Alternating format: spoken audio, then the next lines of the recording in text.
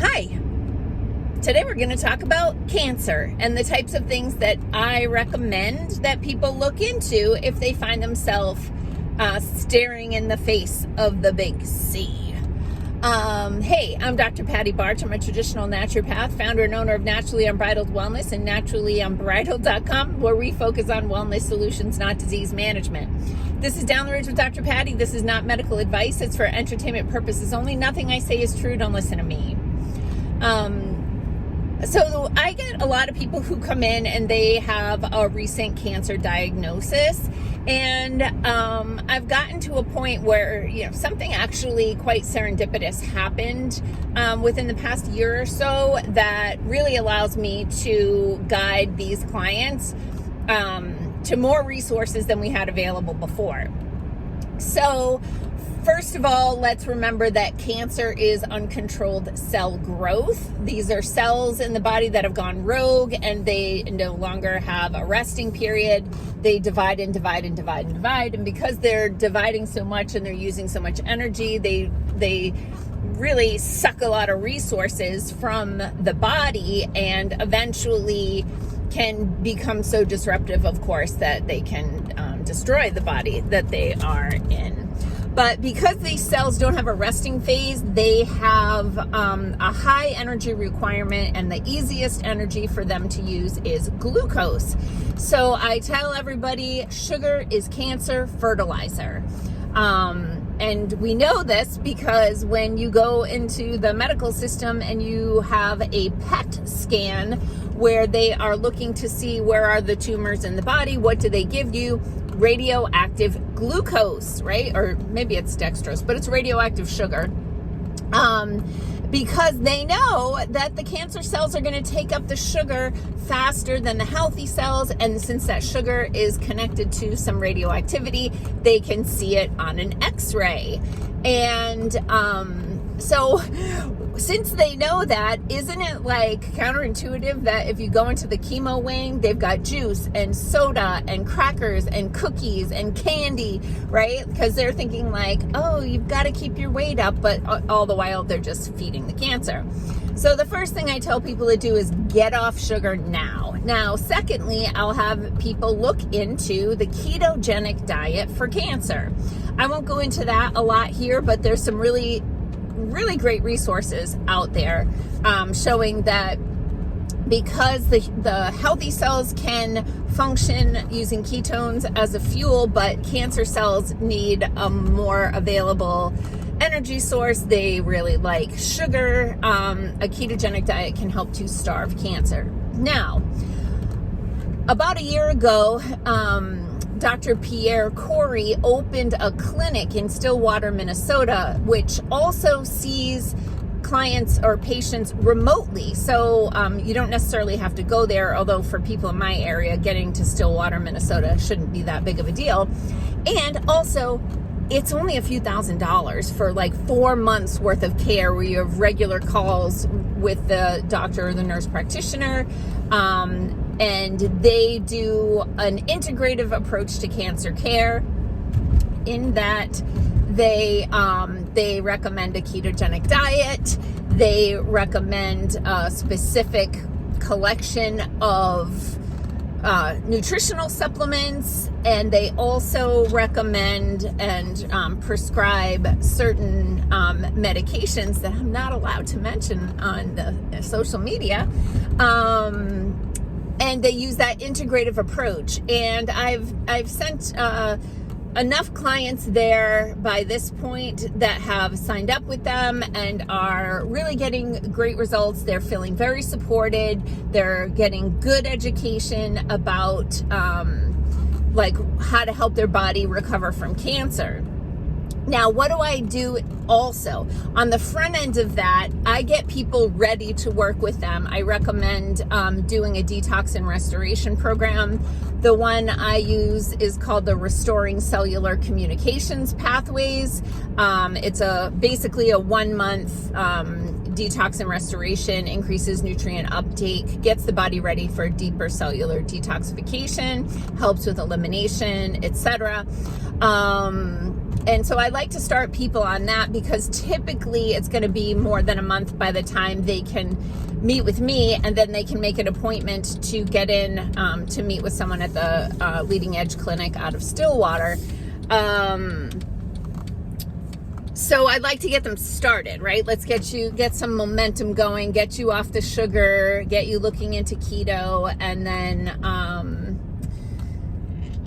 do some detaxing. And so then what I typically do is once the client starts working with the people in Stillwater, I just kind of stand back. I want them to come in and do, sorry, it's reflecting on my face. I want them to come in and do pulsed electromagnetic field therapy, stay on some good nutritional supplements, and maybe do inhaled hydrogen, that sort of thing. But I want to let the practitioners at the Leading Edge Clinic kind of run the show for those, I think it's 4 months that they work with people.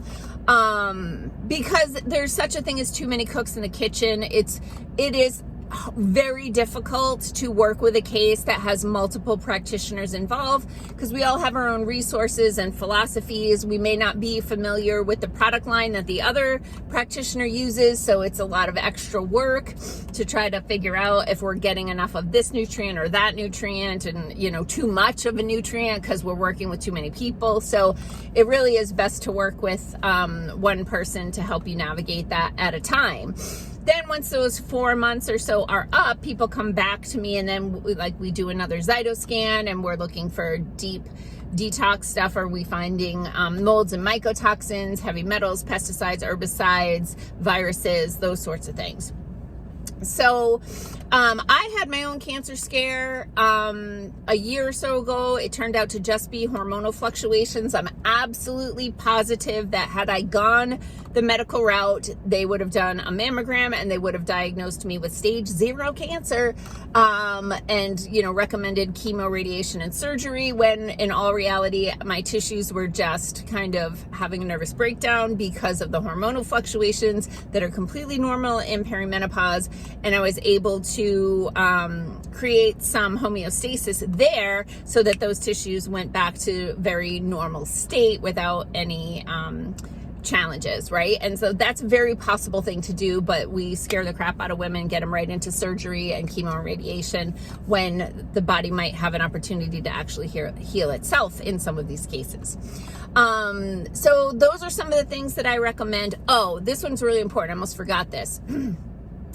Hyperbaric oxygen therapy or ozone therapy. And the reason is that cancer can't live in a high oxygen environment. It really struggles in that situation.